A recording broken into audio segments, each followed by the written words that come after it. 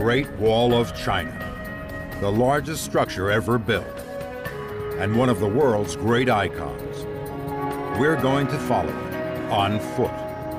We'll walk across burning deserts, climb high into the mountains, and venture into China's furthest, most inhospitable reaches.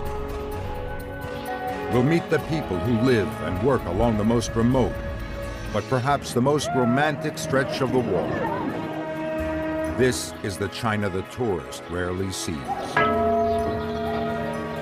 The China of ancient tradition.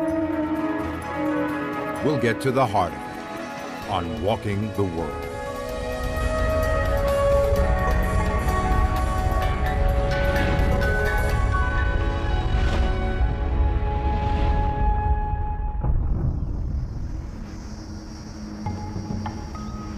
For the Chinese, the Great Wall is the symbol of national identity. It's everywhere you look. It's on T-shirts and stamps. It's on every tourist visa. It's the symbol of the national police force. The Great Wall pickup is China's most popular brand. The Great Wall lies at the very heart of Chinese culture. For centuries, it defined a nation's borders. The people inside it were the Han Chinese. Those beyond it, the challenging outsiders. It's not just the Chinese who are fascinated by the Great Wall. It's a major international attraction. Here at the wall's most well-known section, at Badaling, just outside Beijing, thousands of tourists come every day.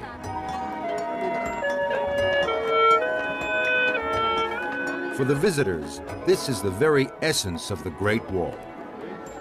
Except it's not. It's a fake, a reconstruction built in the 1960s as part of Mao Zedong's campaign to boost Chinese pride. The real wall, as we shall see, doesn't look like this at all. And there are other myths about the Great Wall. For one thing, you can't see the wall from space, at least not with the unaided eye. In October 2003, China's first astronaut, Yang Liwei, announced, "The Earth looked very beautiful from space, but I did not see our Great Wall." For another thing, there's not one single continuous wall. The Great Wall is in fact a series of barriers built up over 2,000 years, in many different places. Nobody can say just how long the Great Wall is. New sections are still being discovered. So far, a total of nearly 4,500 miles of wall have been identified. Now that's a long walk, though some have done it. But we're going to walk a single section, one of the oldest, remotest, and least visited. It's also one of the most challenging. This is a walk for people prepared to take a risk and who really like it hot and dry.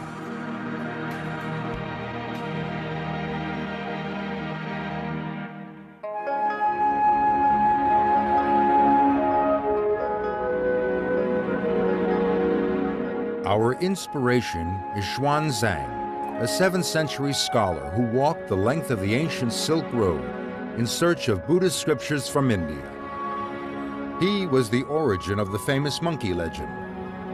Stories describing his adventures with his companions, Brother Sand, the river monster, Pigface, the glutton cast out from heaven, the Dragon King transformed into a horse, and of course, Monkey, the trickster. But the real Xuanzang walked alone for thousands of miles in the shelter of the Great Wall. And we're following in his footsteps, or some of them at least. We've come to Lanzhou, a large, vibrant city that straddles the Yellow River. It's a chance to get acclimated to the heat and to absorb the unique atmosphere of this part of China. For a walk this challenging, we're going to need supplies. And down a side street, we find a market.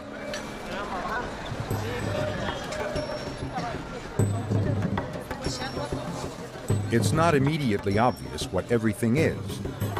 There are all sorts of fruits and vegetables, pastries that might be sweet or savory, and they're all being sold at the tops of their voices in the local Gansu dialect.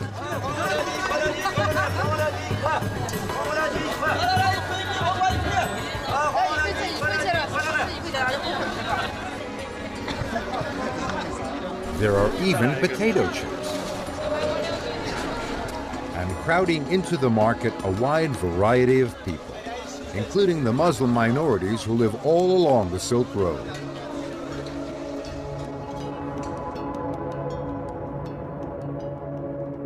Along the riverbank, there's an unexpected sight, an ancient feat of engineering that once made the city possible. By bringing life to this arid land, these giant water wheels, more than 30 feet high, are all that remain. More than 250 once lined the river's edge, extracting water from the mighty river to irrigate the parched soils. Now the job is done by electric pumps. But the skills that created the wheels are still alive in craftsmen like Deng Hua, who look after the remaining wheels and make small replicas as souvenirs. Just along the riverbank, what looks like a panel of blow-up pigs turns out to be a sheepskin raft. New Chang is one of the few remaining Yellow River raftsmen. But there's no time for a ride.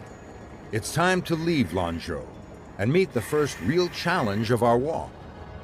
Tomorrow, we'll be heading out into the desert. We'll get our first sight of the oldest section of the Great Wall. And from now on, water so plentiful here will be our biggest luxury.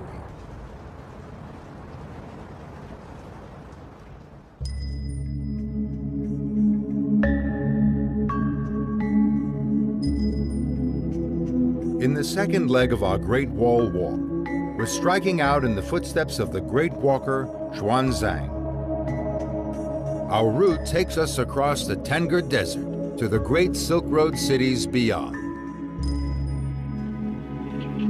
It seems an unpromising start, but this small area of marshland is where the trail begins. And this is our first glimpse of the real, original Great Wall of China. It's a world away from the tourist site back near Beijing. This is what remains of the high walls built 2,000 years ago to keep out the invaders from Mongolia. There has been no attempt to restore or even preserve it. The trail through the marsh is a gentle beginning, but just beyond lies the desert, and that's a different matter. In the shifting sands of the desert, there's no clear trail. In places, the wall itself is all but buried. We have to pick out a path for ourselves, staying as close to the wall as possible. Fortunately, the towers that punctuated the wall still reach above the sands, marking out the route as the wall marches ahead. It's early summer, and the heat, dryness, and dust of the desert are almost overwhelming. It's hard to believe anything can survive here, but life is all around.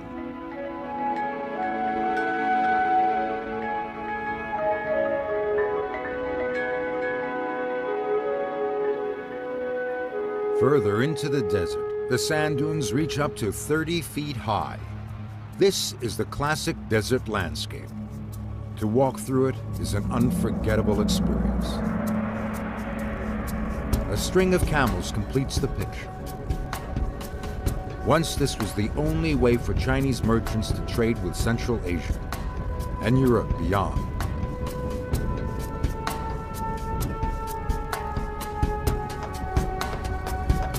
Protected by the Great Wall, they took silk, jade, and porcelain along the winding trail, returning with gold, ivory, and jewels. The camels carried the precious goods, while the traders walked alongside. But this isn't a real camel train. For hidden between the dunes is a visitor center, where more adventurous tourists come for a taste of the desert.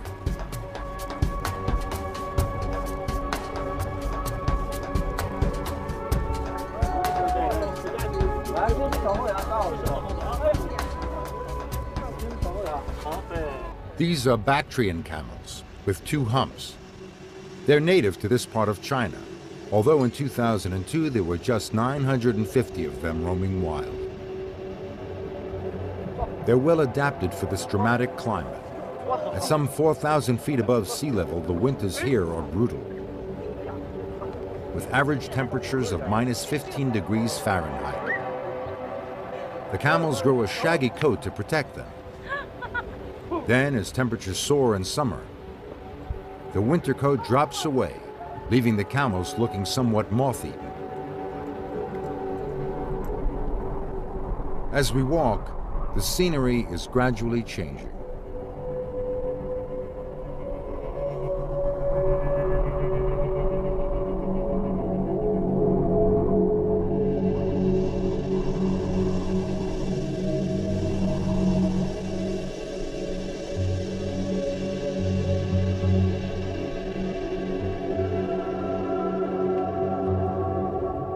Seeking refuge from the heat, we head for a Buddhist temple built right onto the Great Wall as a resting place for travelers. Next to it, a shepherd has brought his sheep into a small patch of shade. Around us, the sand dunes are giving way to stones and scrub. There are small hillocks scattered across the landscape. According to the shepherd, they're the graves of local people, his kinsmen, who by custom are buried out in the desert.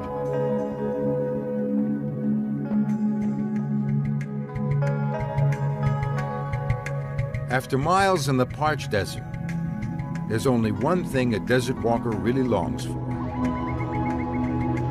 a break from the trail in a green, lush oasis. Seems heaven sent. To a Silk Road traveler, 1,000 years ago, it would have been literally a lifeline. Today, the year-round natural water supply supports a large and thriving community. We head for the ancient city of Wuwei, guarded by a massive city gate. There's not much sign of the traditional city. China's economic boom has reached even this far into the desert.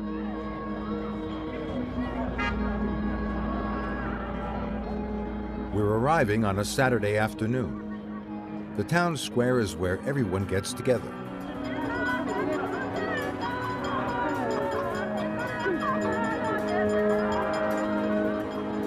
There's a market selling everything from insect spray to motor scooters.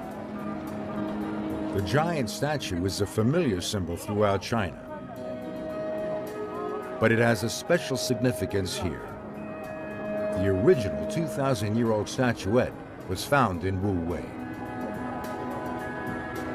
For lunch, we've come to a specialty food market in search of a local variation on a Chinese favorite: hand-stretched noodles.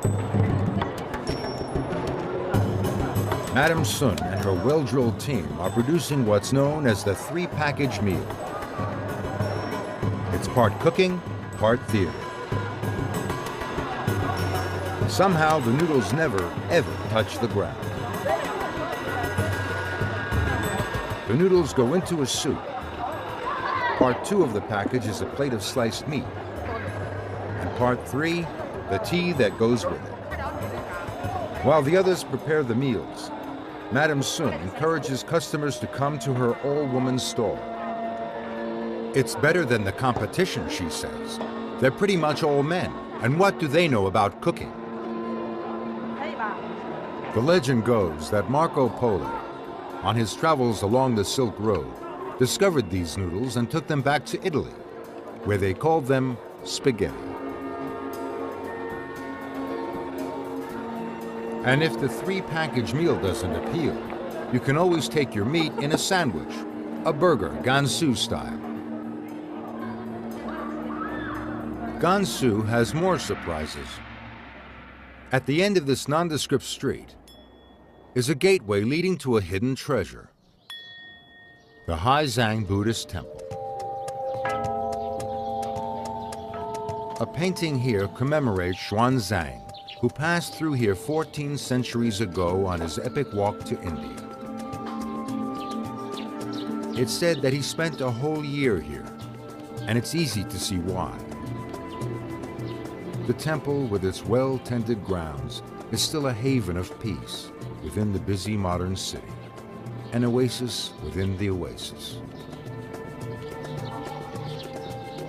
Just walking around the temple grounds is itself a meditation.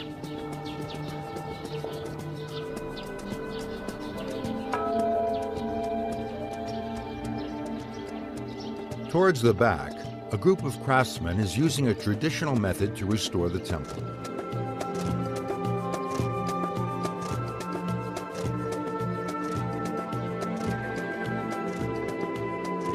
First, the most junior apprentice, a boy of around 13, lays down the base colors. Then the senior apprentice fills in the rough shapes. Finally, the master paints in the details. This is how it's been done for hundreds of years. For the painters, it's a form of devotion in itself.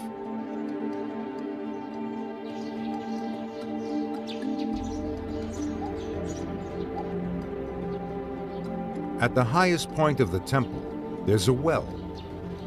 According to legend, the water comes straight from the holy city of Lhasa in Tibet. It is believed to grant blessings to those who drink it. Anyone is welcome to drink, as the monks themselves do every day. For us, the oasis can be just a brief stopover.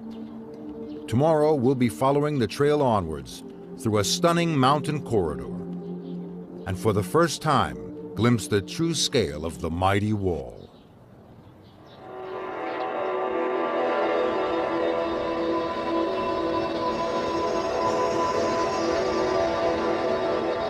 Leaving the oasis city of Wuwei, we follow the Great Wall upwards into one of its most magnificent stretches, the Heshi Corridor. It's a sliver of China squeezed between the high plateaus of Tibet and Mongolia. The wall still has gaps, but here we begin to grasp its scale and a first idea of how it would have looked 23 centuries ago. It marches straight down the middle of the corridor, protecting the Han Chinese farmers from the nomadic Shangu tribes who threatened them and their trade. Close up, we can see how effective this massive barrier would have been. The wall reaches up to 20 feet high and is almost 10 feet thick, and it's made of nothing more than the surrounding earth. Soil that has been compressed to form a structure as hard as stone. During periods of peace, local people used sections of the wall to build their houses.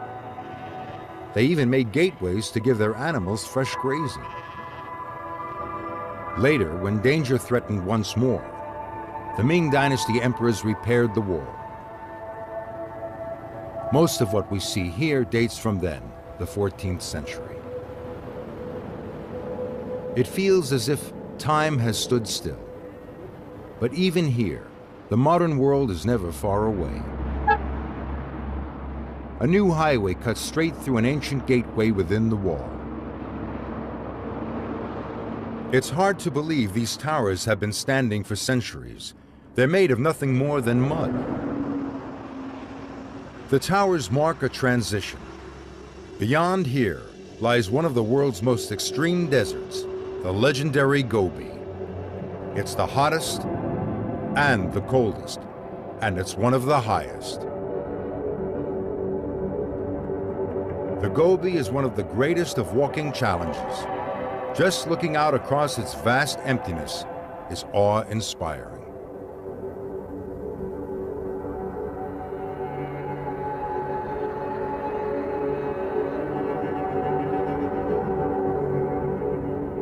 Here, even the resilience of the Great Wall has been broken down by the extremes of the Gobi climate.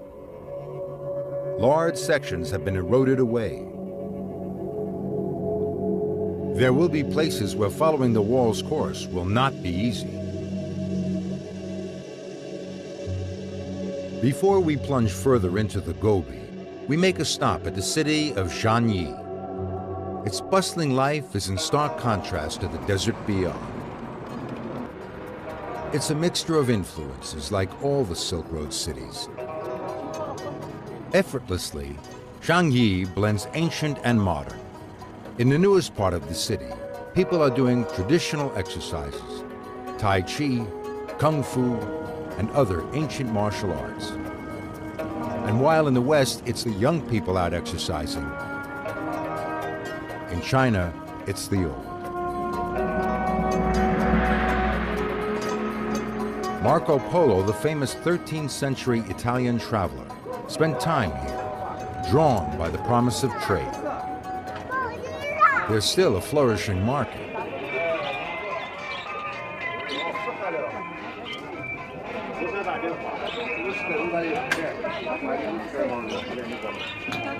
But hidden behind there's a circular doorway, and to step through it is to enter a different age. The old town of Zhangyi has probably changed little since Marco Polo was here. People live much as they always have in the dusty houses built of desert soil. Round the corner, there's another glimpse of life on the ancient Silk Road. A hostel for merchants and officials from the nearby province of Shanxi. There's even a theater, a distraction from the harshness of life with the camel trains. For us too, Zhangyi has been a welcome rest. Tomorrow we take on the Gobi and make a detour to see a very unusual horse race.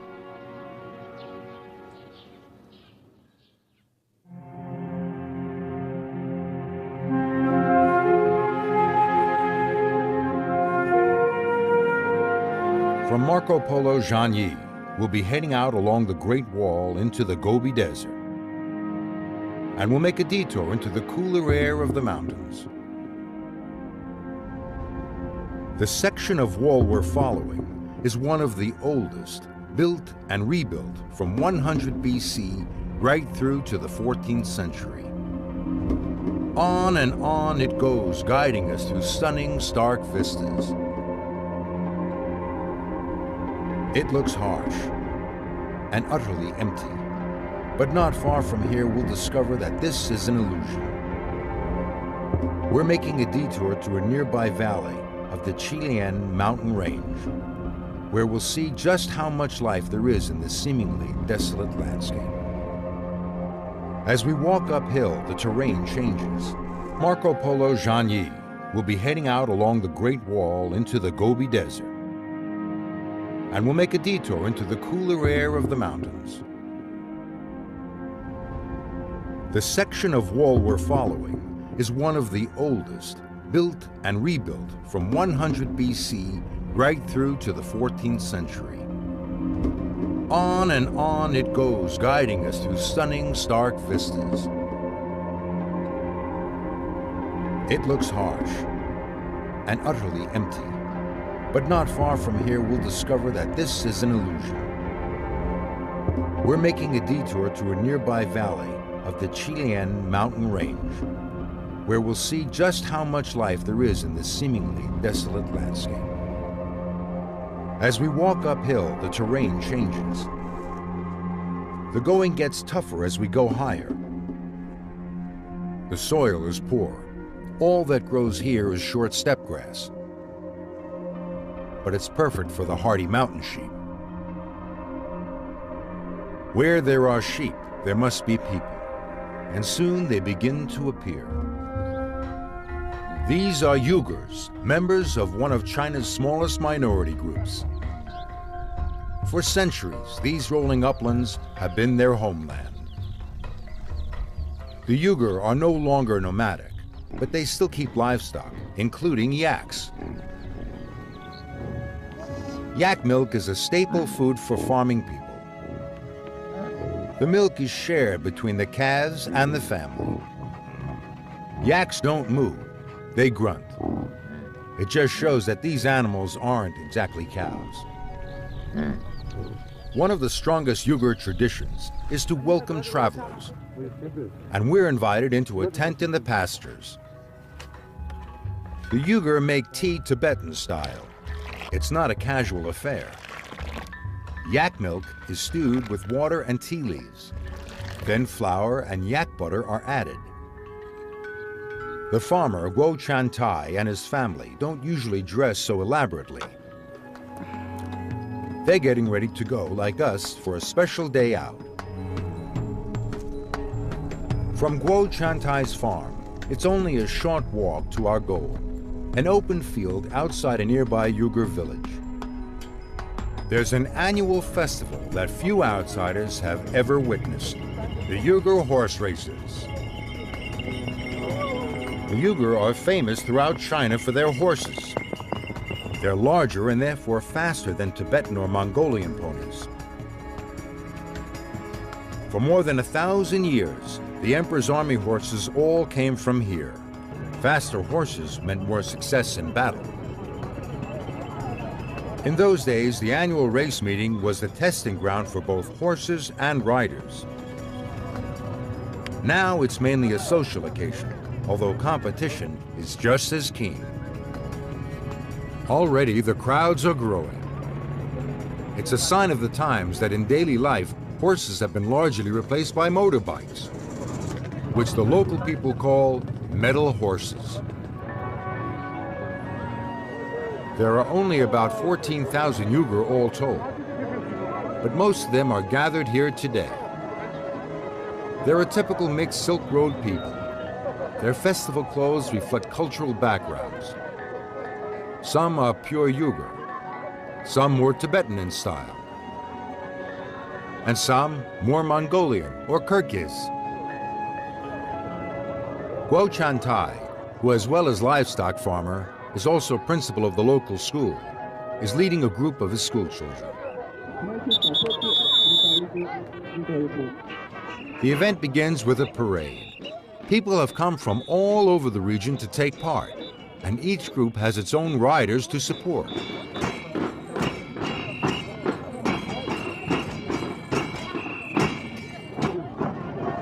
Bringing up the rear of the parade, the stars of the day, the horses and their riders.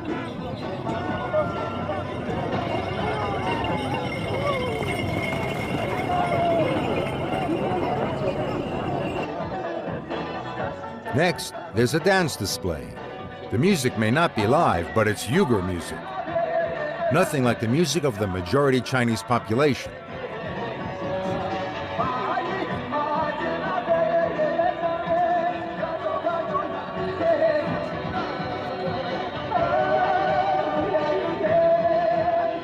After years of oppression, minorities like the Uyghur are now actively encouraged to keep hold of their traditions.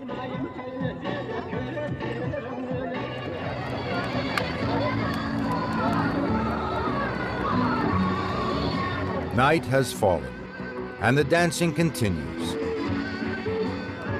This is the great social opportunity of the year, when the Uyghur can meet old friends and make new ones, and even keep an eye out for potential marriage partners.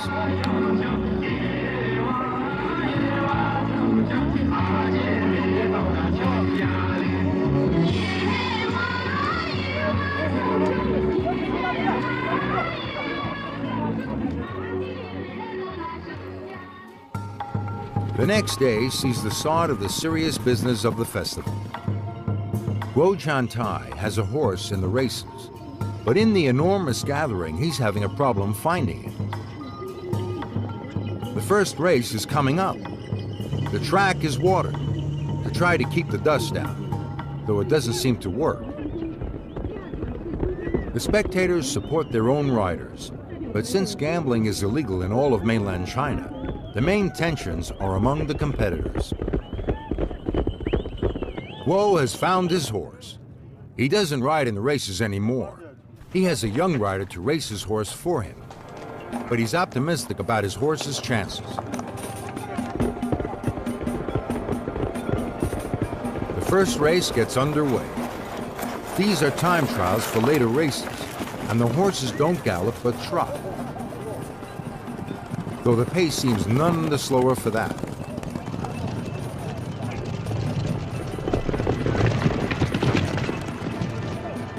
Woe's horse is through to the next round, but we won't be here to see it.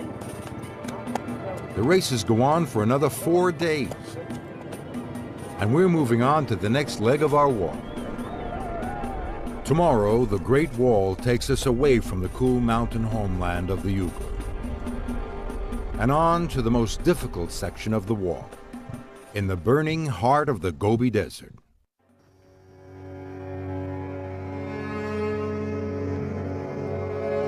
Heading once more towards the Great Wall, we're facing our greatest challenge, the intense heat of the Gobi Desert.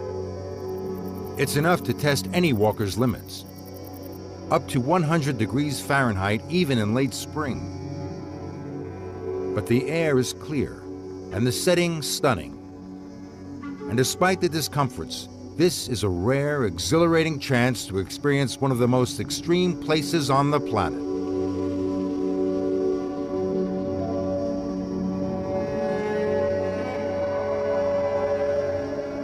The Great Wall is well preserved here and easy to follow, and it leads us steeply upwards into the nearby hills. Here, the wall has been built right across a valley, effectively blocking it. It's a reminder of why the wall was built, to keep out invaders.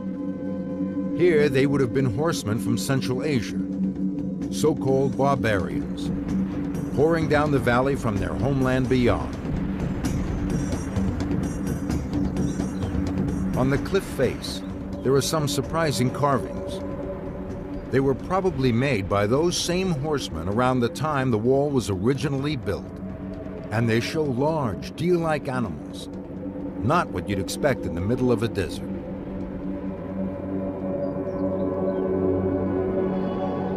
It's hard to understand why the invaders were so eager to conquer this arid expanse.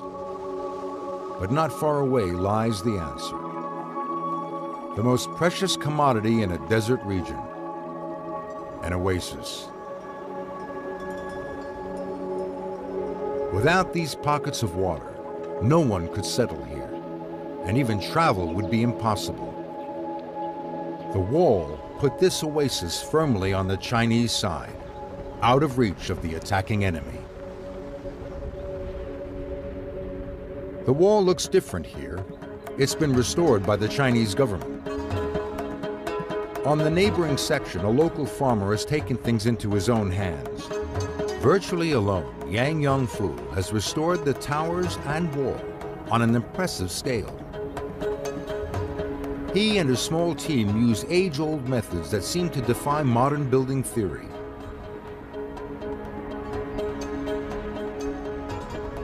It's still all done by hand. Logs pinned down with stone pegs and straw twists to form a frame.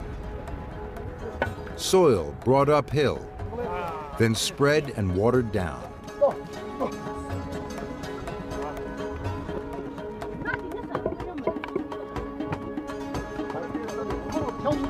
Then tamped down to form a solid structure hard as rock. Finally, the logs are cut away to be reused, leaving a distinctive pattern on the surface of the wall. This was how thousands of miles of wall were built centuries ago. An astounding achievement.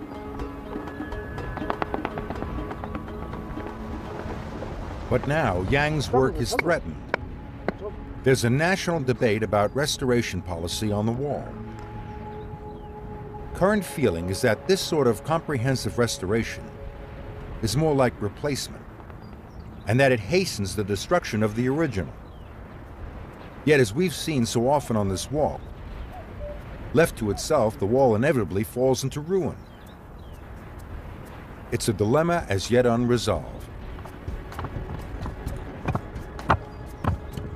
Yang and his workers come from the village and the oasis below.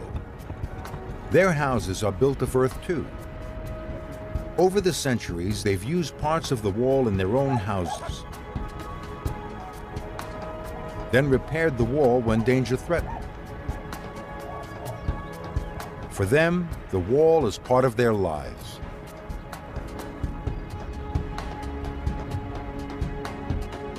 Before continuing into the desert, we're going to take a break from the heat to visit a unique village in the foothills above.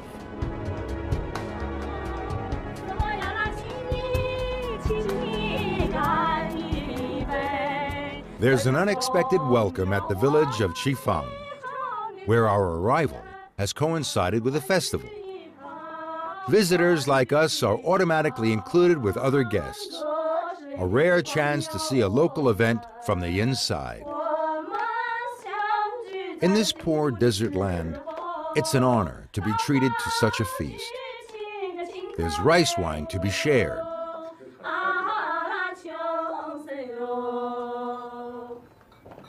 The centerpiece is a whole lamb. The host, the mayor, chooses the best parts for the guests, including the eyeballs.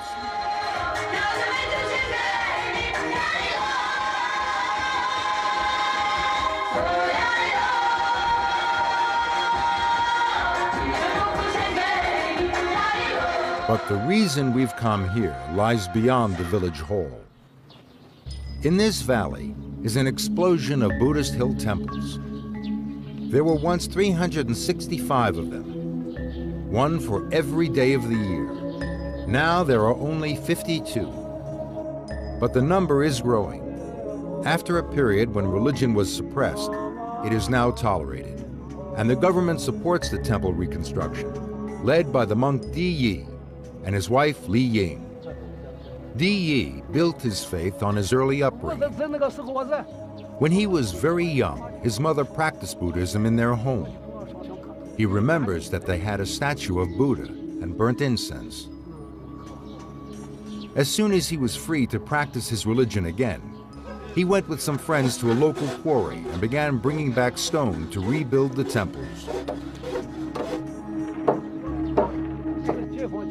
He intends to carry on until all the temples have been rebuilt.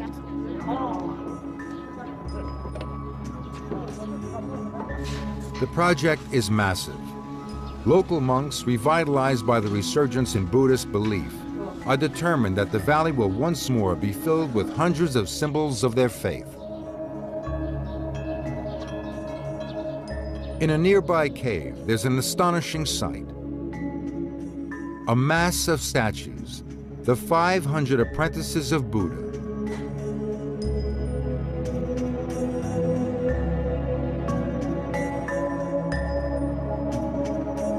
Monk Zhang Zhongyi knows each one and the personalities they represent. Each apprentice has a lesson to teach. This one is young, bright, energetic, but impulsive. He knows he must learn to think calmly and take life more seriously.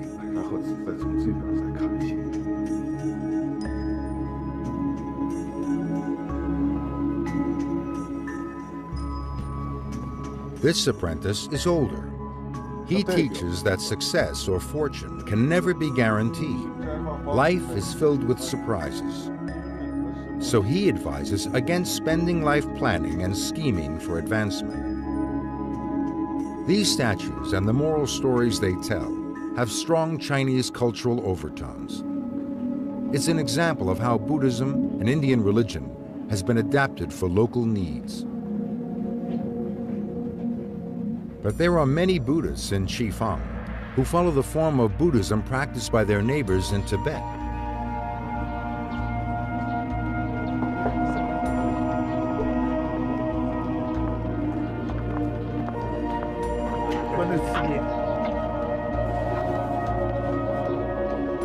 They go to the Wenshu Temple, where they revere this man, Dan Bini Ma, who is believed to be blessed with divine power.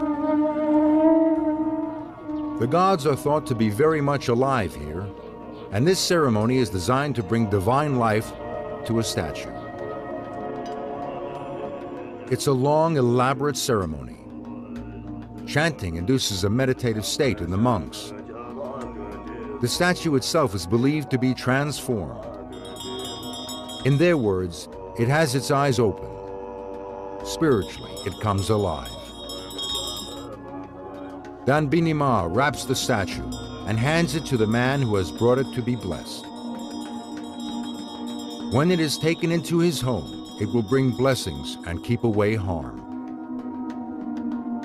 This cave behind the temple has a special significance for Danbini Ma, who is himself believed to be an indirect reincarnation of the divine being, the Wenshu Pusa.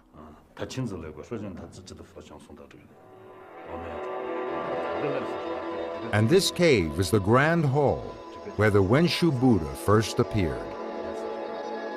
Its mission was to help the people to enlightenment, a mission that continues to this day.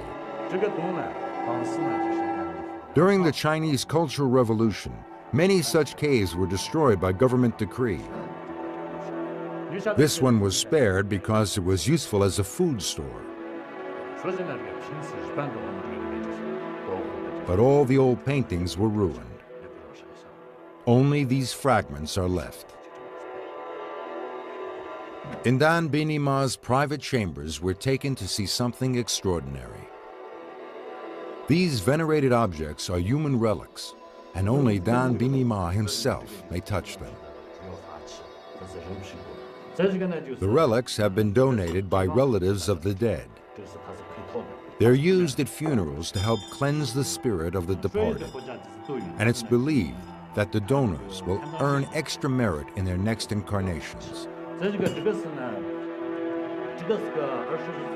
This cup is made from the top half of the skull of a young woman who died in an accident. The leg bone has been turned into a ritual flute. This is the skin of an old man's hand and forearm. While this might seem shocking to outsiders, for Tibetan Buddhists, death, even early death, is a familiar part of life. Funerals here are important and powerful rituals. It may be that they offer comfort, a way of coping with the harsh realities of mountain life. Outside the temple, the day ends with the raising of flags, their every movement speeding prayers to heaven. Their bright colors a constant reminder of the resurgence of faith that this valley represents. Tomorrow we leave this tranquil valley and return to the wall. We'll follow it to its end, what was once China's last outpost.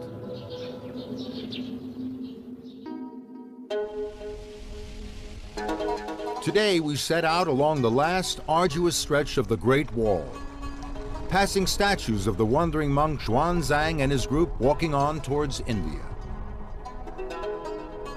But as we approach the city of Jiayuguan, the only camels we find are made of concrete. This is a modern industrial city. And here, just outside Jiayuguan, is the last fortress, the final outpost of Ming Dynasty China. This marks the end of the Great Wall. And as a tribute to its importance, the government has rebuilt the fort, just as it once was. Beyond the end of the wall lie the mountains. Then outside China, now an integral part of it, the barrier, once so vital, is needed no longer. We followed the Great Wall along its toughest and most extraordinary section, which few visitors ever reach.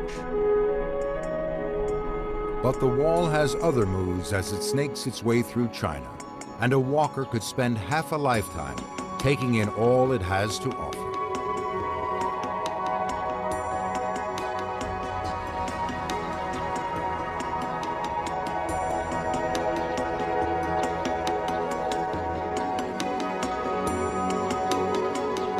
Before we leave China, we return to the wall outside Beijing to meet Zhou Wanping, one of the many whose lives have been shaped by this icon. He's passionate about the Great Wall and has spent his life photographing it.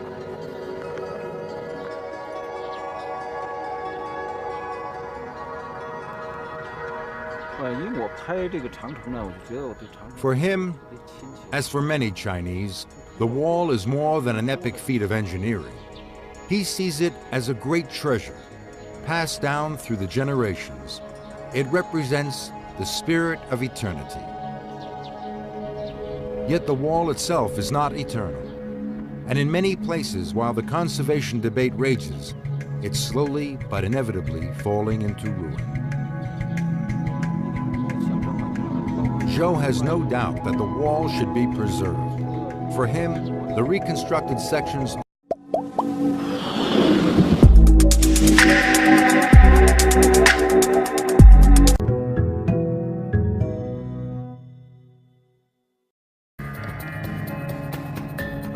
the Great Wall of China, the largest structure ever built, and one of the world's great icons.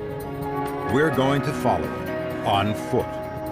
We'll walk across burning deserts, climb high into the mountains, and venture into China's furthest, most inhospitable reaches. We'll meet the people who live and work along the most remote, but perhaps the most romantic stretch of the wall. This is the China the tourist rarely sees. The China of ancient tradition. We'll get to the heart of it on Walking the World.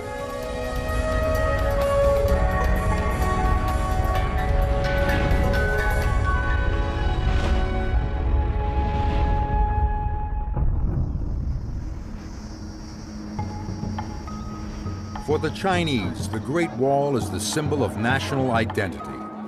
It's everywhere you look. It's on t-shirts and stamps. It's on every tourist visa. It's the symbol of the national police force. The Great Wall pickup is China's most popular brand. The Great Wall lies at the very heart of Chinese culture. For centuries, it defined a nation's borders. The people inside it were the Han Chinese. Those beyond it, the challenging outsiders. It's not just the Chinese who are fascinated by the Great Wall. It's a major international attraction. Here at the wall's most well-known section, at Badaling, just outside Beijing, thousands of tourists come every day.